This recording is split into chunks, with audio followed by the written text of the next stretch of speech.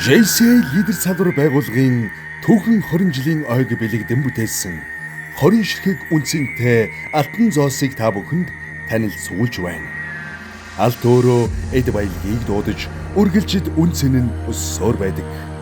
Энэхүү алтан зоосны нэг талд 2026 оны JCI лидер салбар байгууллагын лого барьлаж байгаа бөгөөд тоог торьсон 20 ширхэг од той бүтээгдсэн. Нөгөө талдаа гал морин жилээ бэлэгдсэн молор эрдэн болох морийг уралсан билээ. Морин хиймэр сүлд тэмүүн талын сүр хүчийг илэрхийлж эргчөлөө хурд зориг төвчээрийг сануулдаг. Энэхүү зоос нь өөрийн дугаар бүхий сорьц албан ёсны гэрчлэгээр баталгаажуулсан үнэт металл юм. Энэ бол зүгээр нэг алтан зоос бус. Энэ бол цаг хугацааны үнцэн. Энэ бол үе үеийн итгэлийн баталгаа. Энэ бол ирээдүйд өвлүүлэх бахархлын бэлэгдэл юм.